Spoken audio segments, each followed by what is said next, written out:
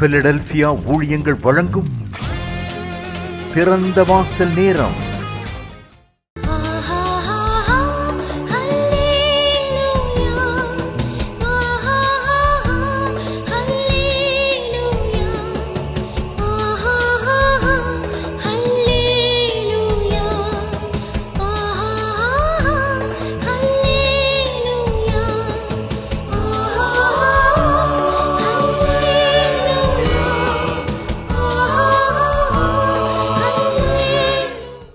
ஆண்டவராக இயேசு கிறிஸ்துவின் நாமத்தினால இந்த வேளையிலும் பிலதெல்பியா ஊழியர்களின் சார்பாக தேவ பிள்ளைகள் உங்கள் ஒவ்வொருத்தரையும் நாங்கள் வாழ்த்துகிறோம். கர்த்தருடைய ஆசீர்வாதங்கள் உங்களுடைய குடும்பங்களில் உங்களுடைய வாழ்க்கையில் அதிகமாய் பெருகுவதாக.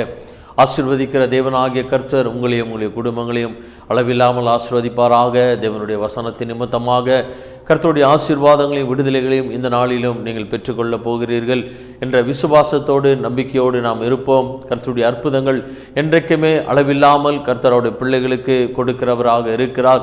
வேத வசனத்தில் வாசிக்கிறோம், அவர் அற்புதங்களினாலும் அடையாளங்களினாலும் தம்முடைய வசனத்தை உறுதிப்படுத்தினார் என்று வேதத்தில் வாசிக்கிறோம். இந்த நாளிலும் இந்த செய்தியினுடைய தலைப்பு, கர்த்தர் உன்மேல் பிரியமாக இருக்கிறார்.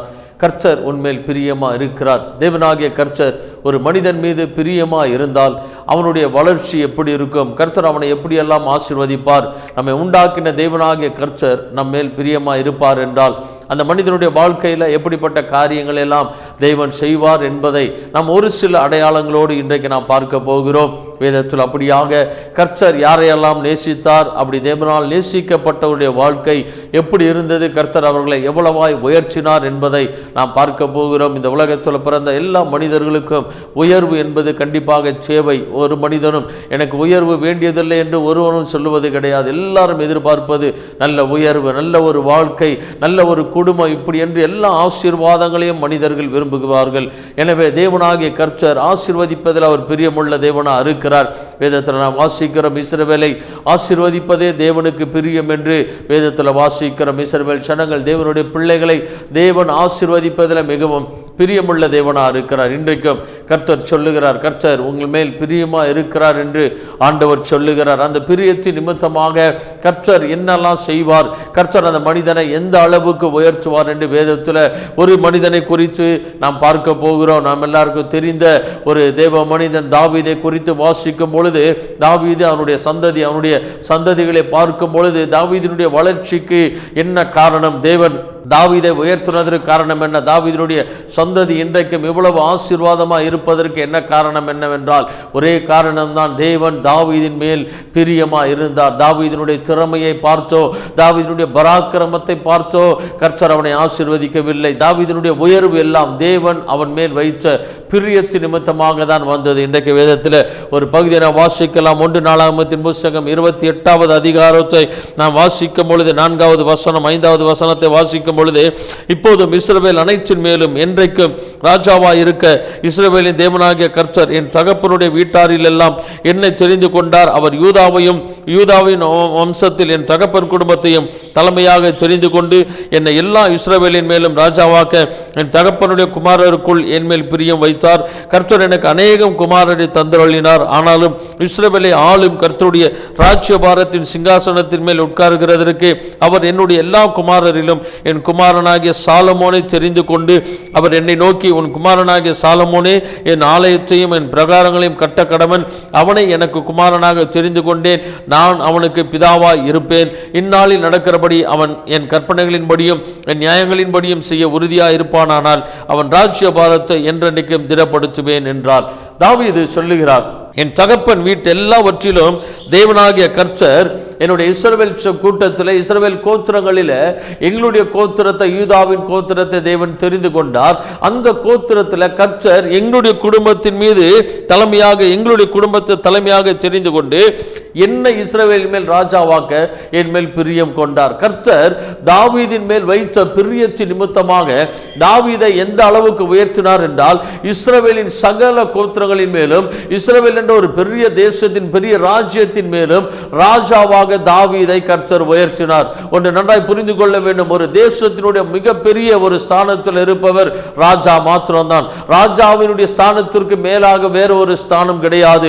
ஒரு தேசத்தில் ஒரு பெரிய ராஜா இருப்பார் என்றால் அந்த ராஜாவினுடைய ஸ்தானம் தான் பெரியது. மீதி எல்லா ஸ்தானங்களும் அந்த ராஜாவுக்கு கீழாக உள்ள ஸ்தானம் தான்.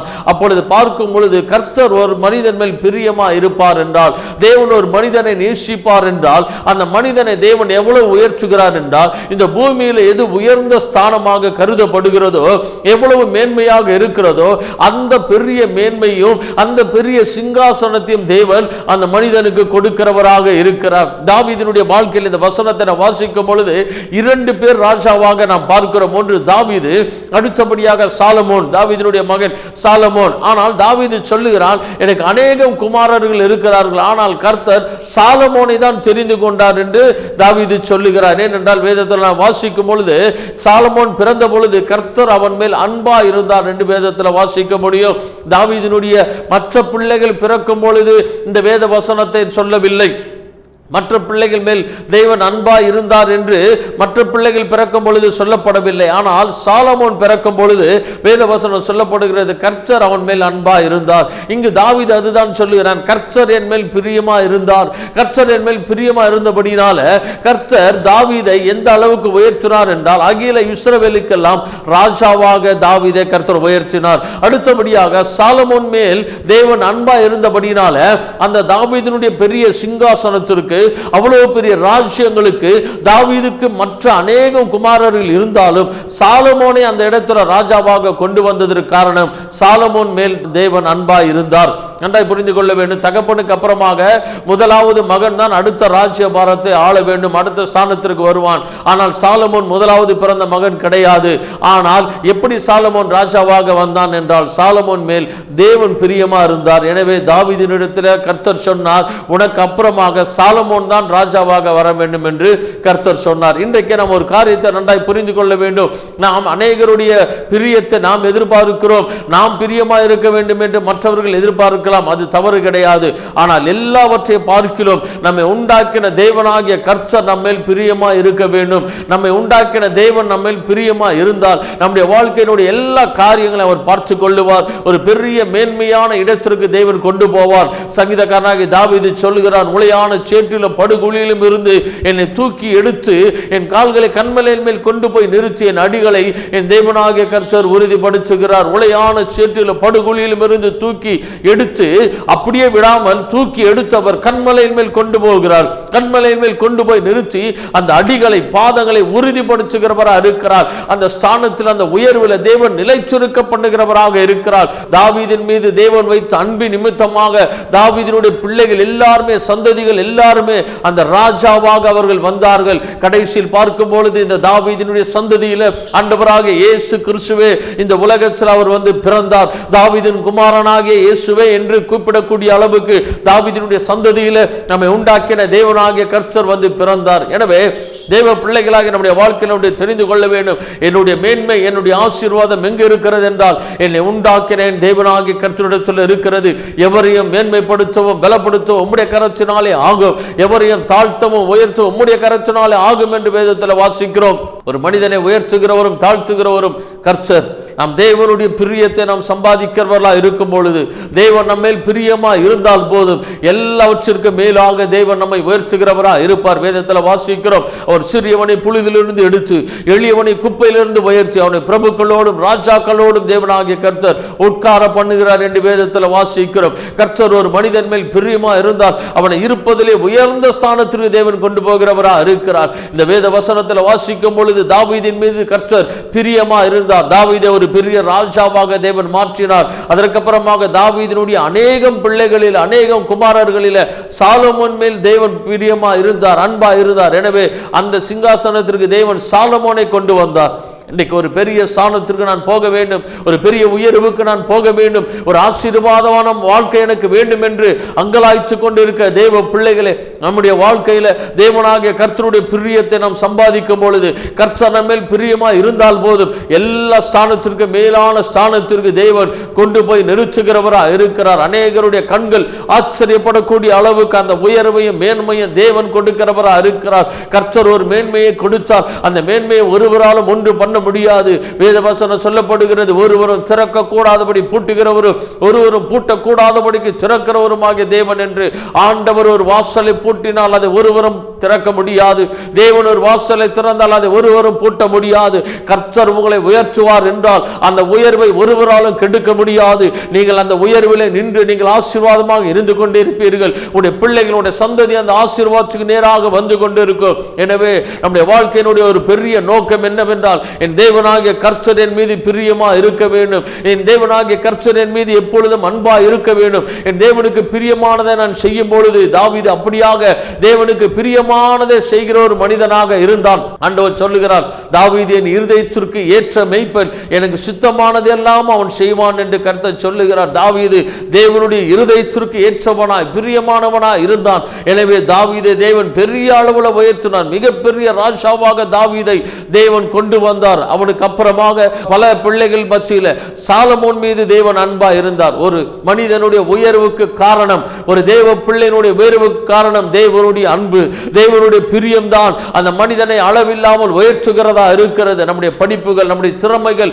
எல்லாமே ஒரு அளவுக்கு தான் கொண்டு போக முடியும் உயர்வுக்கு. ஆனால் கர்த்தருடைய அன்பு இருக்கும் என்றால், கர்த்தருடைய பிரியம் இருக்கும் என்றால், எவ்வளவு பெரிதான உயரத்திற்கும் மேன்மைக்கு தேவனாகிய கர்த்தர் கொண்டு போகிறவராக இருக்கிறார். இந்த நாளிலும் ஆண்டவரே, உம்முடைய பிரியத்திற்காக நான் காத்திருக்கிறேன். ஆண்டவரே, நீர் என் மேல் பிரியமா இருக்க வேண்டும். இந்த உயர்வுகள் மேன்மைகள் எங்கிருந்து வரும்? 121வது சங்கீதத்தில் நாம் வாசிக்கிறோம், எனக்கு ஒத்தாசை வரும் பர்வதங்களுக்கு நேராக என் கண்களை ஏறெடுக்கிறேன், வானத்தையும் பூமியை உண்டாக்கின கர்த்தரிடத்திலிருந்து எனக்கு ஒத்தாசை வரும் என்று சங்கீதக்காரன் சொல்லுகிறான். எனக்கு ஒத்தாசை வரும் பர்வதம் இருக்கிறது, எனக்கு உயர்வை கொண்டு வருகிற தேவனாகிய கர்த்தர் பரலோகத்தில் இருக்கிறார்.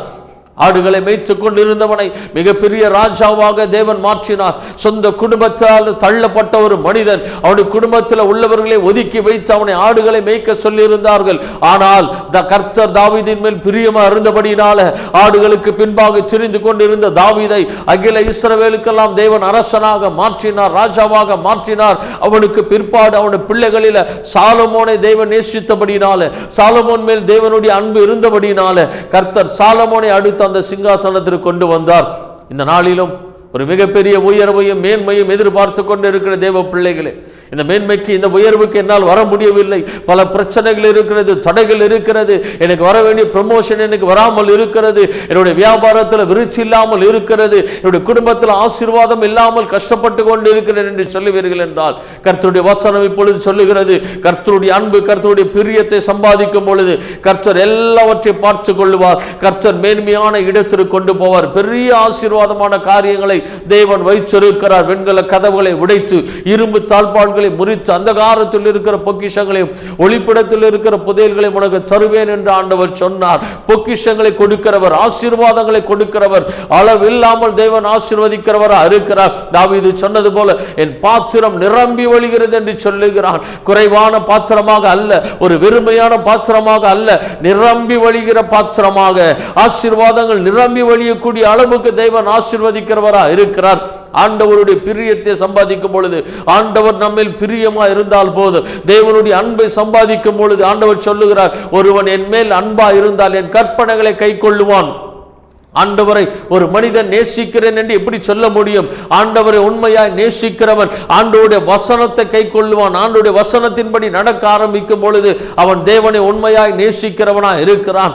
ஆண்டவரை நேசிக்கிறேன் என்று வாயின் வார்த்தைகளின்படி மாத்திரம் சொல்லாமல் அந்த வார்த்தைகள் வாழ்க்கையாக மாற வேண்டும். அப்பொழுது தேவனாகிய கர்த்தர் அந்த மனிதனை அளவில்லாமல் நேசிக்கிறார். அவனை நேசிக்கும் பொழுது அவனை அளவில்லாமல் தேவன் உயர்த்துகிறவராக இருக்கிறார். வானமும் பூமியும் அதில் உள்ள குடிகளும் என்னுடையது என்று சொல்லுகிறார் ஆண்டவர். வெள்ளியும் பொன்னும் என்னுடையது என்று ஆண்டவர் சொல்லுகிறார். எவரையும் மேன்மைப்படுத்த பலப்படுத்த தேவனுடைய கரத்தினாலே ஆகும் என்று வேதத்தெல்லாம் வாசிக்கிறோம். இன்றைக்கும் ஒரு பெரிய உயர்வை தேடிக்கொண்டிருக்கிற தேவ பிள்ளைகளே, உங்களுக்கு கர்த்தர் பெரிய உயர்வை கொடுக்கிறவராக இருக்கிறார். ஆண்டவர் நம்மேல் பிரியமாக இருக்க வேண்டும். ஆண்டவருடைய பிரியத்தை பெற்றுக்கொள்ளும் பொழுது ஒரு பெரிய மேன்மையை கர்த்தர் கொடுப்பார். இந்த நாளிலும் நாம் இணைந்து செபிக்கலாம். ஆண்டவரே, உம்முடைய அன்பு, உம்முடைய பிரியம் என் மீது அதிகமாக கிடைப்பதாக, என்னுடைய குடும்பத்தின் மீது கிடைப்பதாக என்று சொல்லும் பொழுது கர்த்தருடைய பிரியத்தினால் ஒரு பெரிய மேன்மை ஆசீர்வாதத்தை நீங்கள் பார்க்க போகிறீர்கள். செபிக்கலாம். வானத்தையும் பூமியை படைத்த சர்வ வல்லமையுள்ள தேவனாகிய கர்த்தாவே, பரலோக பிதாவே, இந்த வேளையிலும் ஆண்டவரே நாங்கள் உம்மை நோக்கி பார்க்கிறோம். தாவீதின் மீது கர்த்தர் பிரியமா இருந்தீர் ஆண்டவரே.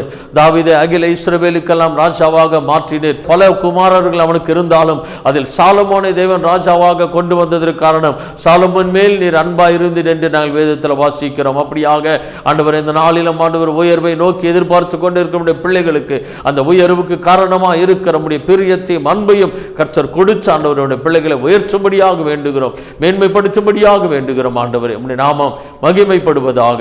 நீர் அப்படியே செய்ய போகிறபடி நாளும் நாங்கள் நன்றி செலுத்துகிறோம். ஆண்டவரே, எல்லா துதிகளையும் கனத்தையும் மகிமையும் உமக்கு ஒருவருக்கே நாங்கள் செலுத்துகிறோம். எங்கள் ஆண்டவரும் இரட்சகரும் ஆகிய இயேசு கிறிஸ்துவின் நாமத்தில் வேண்டுகிறோம் நல்ல பிதாவே. ஆமென், ஆமென். God bless you. கர்த்தர் உங்களை ஆசீர்வதிப்பார். மேலும் விவரங்களுக்கு நீங்கள் தொடர்பு கொள்ள pastor V. Simon, master of divinity, Philadelphia ministry, number 324, Konnur high road, cellphone 9884569467 மற்றும் 9790826578.